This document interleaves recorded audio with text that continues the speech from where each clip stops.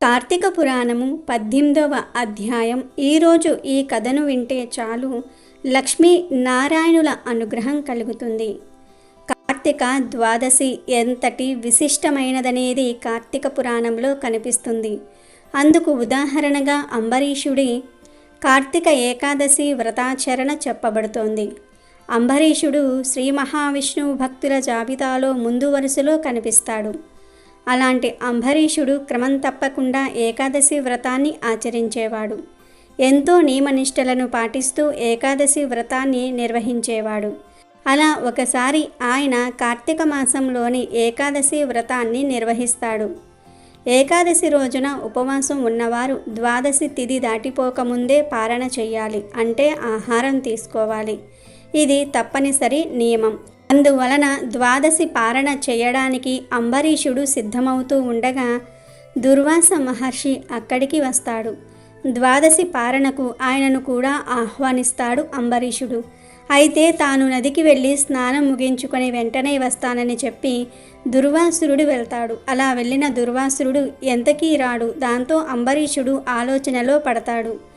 ఒక్క ద్వాదశి పారణ విషయంలో నియమం తప్పితే అంతకుముందు చేసిన 12 ఏకాదశుల వలన వచ్చిన పుణ్యరాశి కూడా తరిగిపోతుంది. అందువలన ద్వాదశి గడియలు దాటిపోతాయేమోనని అంబరీషుడు ఆందోళన చెందుతూ ఉంటాడు.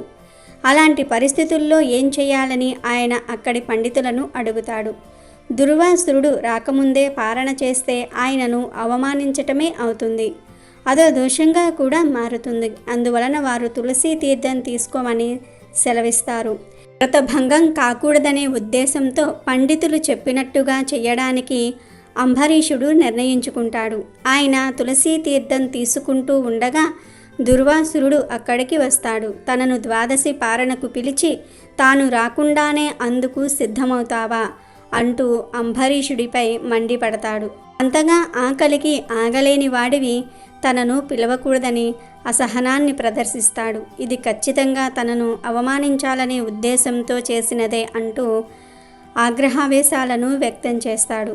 దుర్వాసురుడి ఆగ్రహావేశాలను గురించి తెలిసిన అంబరీషుడు ఆయనను శాంతింపజేయడానికి ప్రయత్నిస్తాడు. అయినా ఆయన ఎంతమాత్రము వినిపించుకోకుండా 10 నీచమైన జన్మలను పొందమని శపిస్తాడు.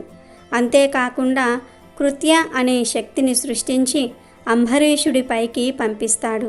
అది చాలా వేగంగా అంబరీషుడిపైకి వస్తూ ఉంటుంది. దాంతో ఇలాంటి పరిస్థితుల నుంచి తనను ఆ శ్రీ మహావిష్ణువే కాపాడాలంటూ అంబరీషుడు తలుచుకుంటాడు. దాంతో ఆయన పూజామందిరంలో ఉంచబడిన విష్ణు చక్రం సుదర్శన చక్రం యొక్క శక్తిని పొంది ఆ కృత్యాన్ని అంతమొందిస్తుంది. అంతేకాకుండా ఆ సుదర్శన చక్రం దుర్వాసురుడి వైపు దూసుకు వస్తుంది. దాంతో ఆయనకు విషయం అర్థమై అక్కడి నుంచి పరుగందుకుంటాడు.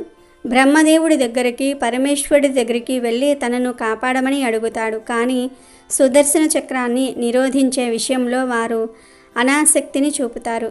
విష్ణువు ఒక్కడే ఈ సుదర్శన చక్రాన్ని ఆపగలడు అని చెప్తారు. దాంతో దుర్వాసురుడు వైకుంఠానికి వెళ్తాడు. వైకుంఠంలో శ్రీ మహావిష్ణువుకు నమస్కరించి తనను రక్షించమని కోరతాడు. అప్పుడు దుర్వాసురుడి ధోరణి పట్ల స్వామి అసహనాన్ని వ్యక్తం చేస్తాడు. మహాభక్తుడైన అంబరీషుడి విషయంలో అలా వ్యవహరించకుండా ఉండవలసిందని అంటాడు. అంబరీషుడికి ఆయన ఇచ్చిన శాపాన్ని తాను భరించనున్నట్టు చెప్తాడు. ఏ కారణాల వలన తాను ఏ అవతారాలను ధరించవచ్చునన్నది చెప్తాడు. అలా స్వామివారు తను ధరించనున్న దశావతారాలను గురించి వివరిస్తాడు. అంబరీషుడు ఆయనను ఎంతో ఆత్మీయంగా ఆహ్వానించాడని, ఎంతో గౌరవించాడని అంటాడు. అలాంటి వ్యక్తిపై ఆ స్థాయిలో ఆగ్రహించటం సరైనది కాదని చెప్తాడు.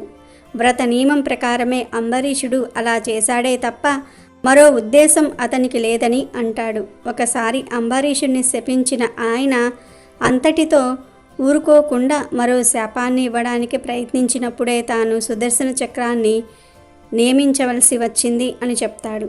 ఇట్లు స్కాంద పురాణాంతర్గత వశిష్ఠ ప్రోక్త కార్తీక మహత్యమందలి 18వ అధ్యాయము 18వ రోజు పారాయణము సమాప్తం.